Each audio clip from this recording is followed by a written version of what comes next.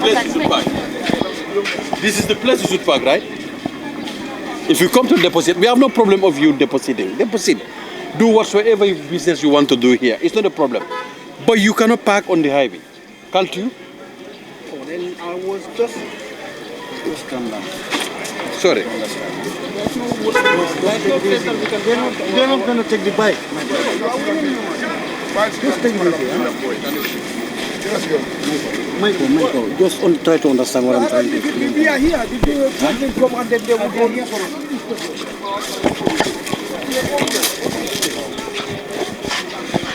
What is the problem? What do you understand? Mana ni kerja macam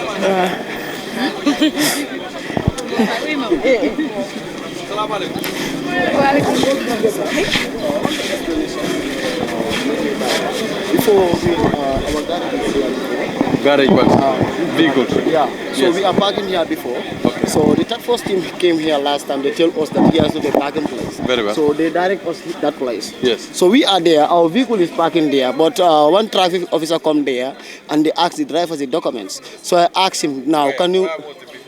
Down there. When you say down there, where? Hey, sorry. Can my mom motorbike?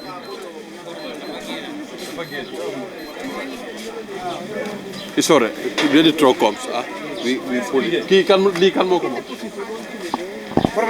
This business can more come. Who owns this business? Okay.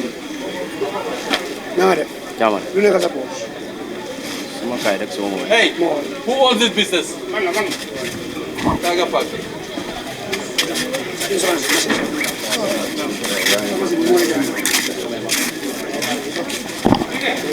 Where's the bike? Down there. It's okay, Mr. It's careful with. Why is it?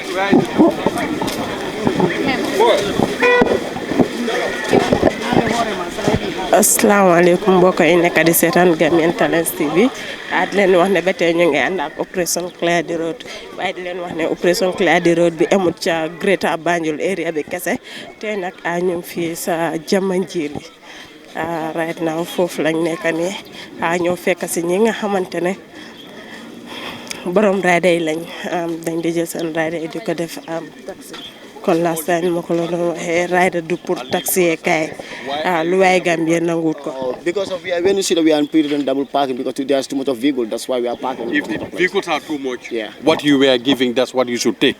The vehicle has to be there one at a time because all these vehicles are not loading at a time, right? You are giving on this other side, and it was made very clear to you, right?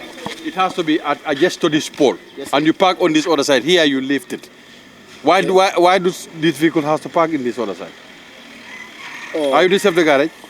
No, I'm not the safety guard, but I'm inside the driver. And secondly, I'm a commander. I'm double S. All yes, right. sir. Now, Yes, sir. who's the safety garage? Yes, sir. How are you, gentleman? Abanyade. Ye mune diala nunjang. Kabring tax force ni nata. Ye mune falin. Kabri yal bondi jana. Ye kale park minto.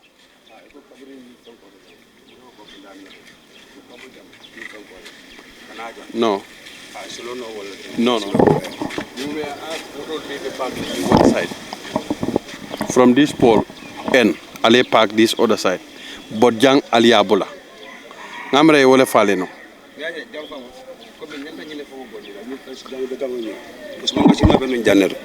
So yole fonye nko komi na ino di mo na jama fa ale jambonde alselo no tenti ha pour but minto bondi ni fenso ni because manga sino la ni ha so fenso ni me ko man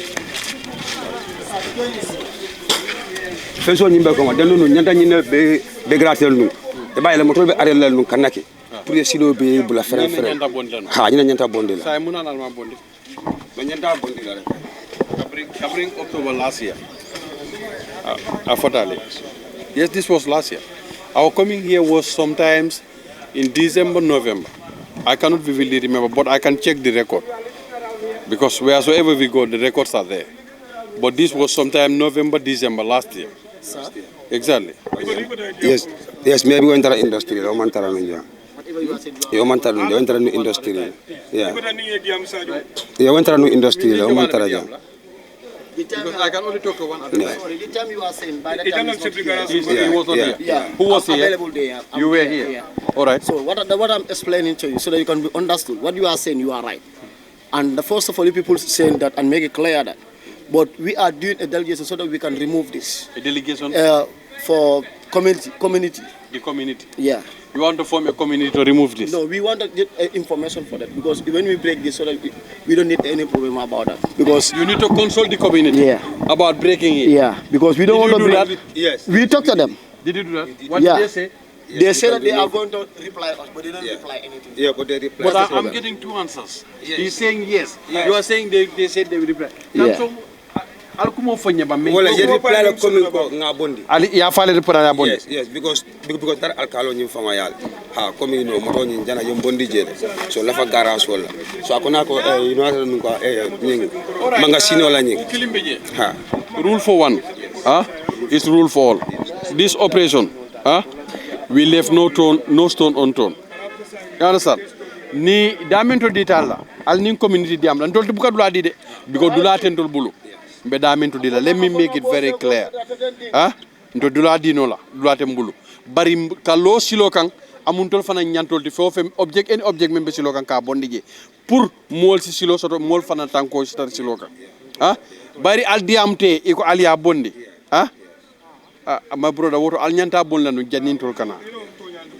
Ni atara amanke ni nara ninga moto tari abe pakrin siloka. My brother, you will left us with no choice but kasamba anin kaluata mandal saying mbe one chance le kenola wala mu nyinti ko ka fali nying bayri community son tante ma fali abonde de. Let me make it very clear bayri community d'accord pour aller abonde ala bonde motol be ses jang silo motol si jam fa silo la tamalal si ta silo kam free because silo moto e hako soto jele motorcycle e hako soto jele ite membe sinata mola hako soto jele so motol pakta da men sinata mala la hako yi woleta sai dia forcing sinata mala li tama silo kan ini moto si benno jele andun tol fangolem drive volte wo koyda wo man koyde so we do that please all right. Those they collect our drivers' license. The drivers, they are licensed and their insurance. So I want to appeal about that. They're supposed to collect them. Yes. But I'm because they were found at an obstruction place. But it's all right. We will sort that one out. Okay, sir.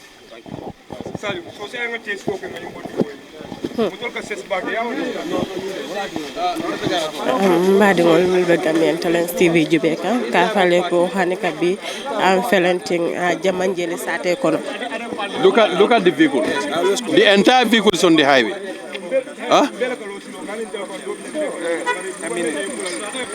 Hey. Let me call them. Sorry. Bua. Ada pa apanta wala na mambuno ha. Hanika bi an ka fale ko felenting Jambajally sate kono right now comme aliaje nyame ni motol la te mele yalon ko yela motol le pak silo dandangola wala sira kada dandangola so ya foyne pour ya boje parce que namen ko te molte de la soto lay betama la damen andu nyim fana be kala fenete mi yalon ko abe sinna tamala force la pour sele mano kan motol nyanta katambi dame so therefore it's not safe and for the safety of everyone they are urging them pour la motol bondi sila dana kan ay la nyini pour ibe la motol a park la no dame katum jammanke garage te lati mi yalon ko they should park their vehicles in there. So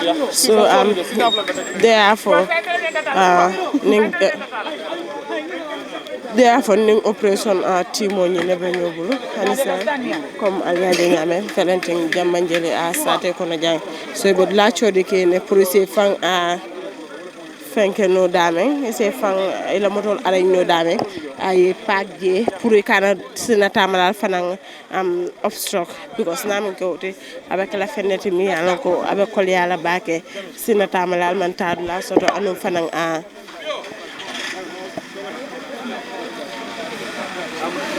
hanika bi mandang a motol to bare fanang a nyimon mumu ridal ti fanang will make sure that they are cleared on the highway, and some of these riders they use it as transport, or they use it for taxi, and therefore luwal Gambia luwa man so nyina Gambia luwa man so fenam pour ka ka nyimti mi yalon ko a taxi lem, so therefore wolatene be nyen rider tol target kan mi yalon ko they use it as a taxi.